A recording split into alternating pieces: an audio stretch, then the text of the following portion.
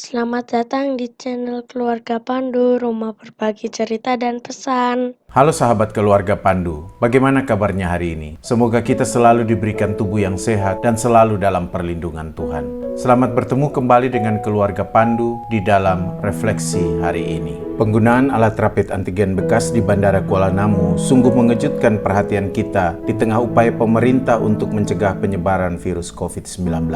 Tindakan oknum karyawan PT Kimia Farma Diagnostik di Bandara Kuala Namu ini memperlihatkan matinya hati nurani sekelompok orang terhadap sesamanya.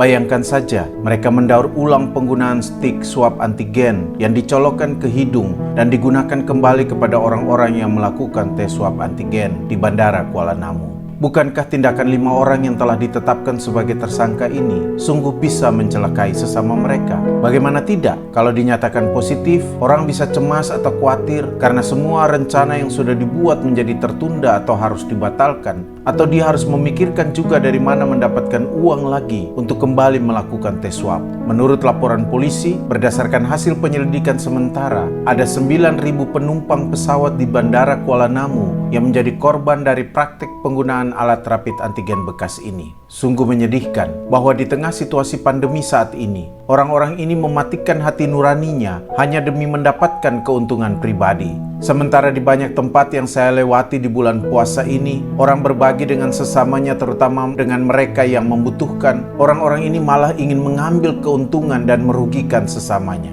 Sungguh telah mati hati nurani mereka. Mereka tidak peduli bagaimana orang mendapatkan uang untuk membayar swab tes antigen. Bagi mereka, yang penting adalah mereka mendapatkan keuntungan. Mereka benar-benar memanfaatkan kesempatan di dalam kesempitan. Beruntung ada anggota reserse kriminal khusus Polda Sumatera Utara yang berhasil mengungkapkan kasus penipuan ini sehingga tidak lebih banyak lagi orang yang dirugikan dan semakin lebih banyak keuntungan yang mereka dapatkan. Apalagi penipuan ini sudah mereka lakukan sejak Desember 2020. Menurut hasil penyelidikan sementara dari Kepolisian Sumatera Utara, para pelaku ini sudah mendapat sekitar 1,8 miliar rupiah. Mereka meraup sekitar 30 juta rupiah per hari dari pelayanan tes antigen menggunakan alat bekas ini. Rata-rata pasien tes antigen yang dilayani sekitar 250 orang per hari. Namun yang dilaporkan ke Bandara Kuala Namu dan pusat kantor laboratorium Kimia Farma hanya sekitar 100 orang.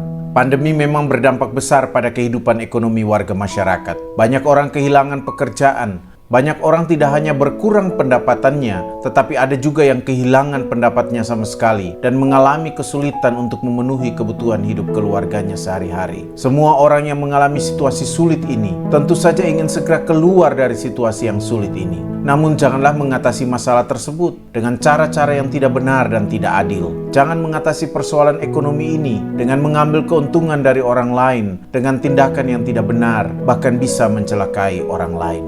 Kasus penggunaan alat rapid antigen bekas di Bandara Kuala Namu mungkin hanya satu dari banyak kasus yang sama atau yang serupa, tetapi tidak menjadi masalah dalam masyarakat karena tidak muncul ke permukaan. Tetapi dalam kenyataan, sering dalam masyarakat, ada orang-orang yang suka memanfaatkan situasi-situasi sulit yang dialami masyarakat untuk mendapatkan keuntungan bagi dirinya sendiri atau kelompoknya. Belum hilang dari ingatan kita kasus korupsi dana bantuan sosial bagi masyarakat yang merupakan contoh dari memanfaatkan kesusahan orang lain untuk keuntungan diri sendiri.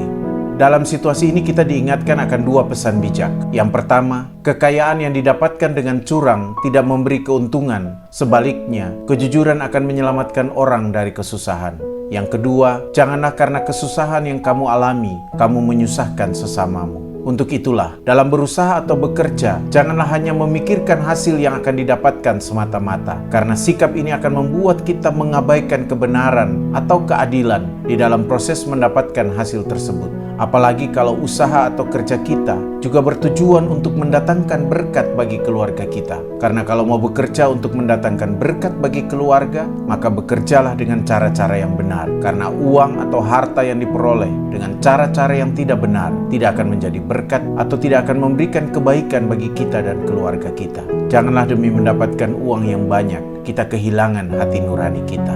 Karena itu, bekerja, berusahalah bukan hanya untuk mendapatkan uang, tetapi juga untuk berbagi kebaikan dan keteladanan dengan orang lain. Teruslah berefleksi.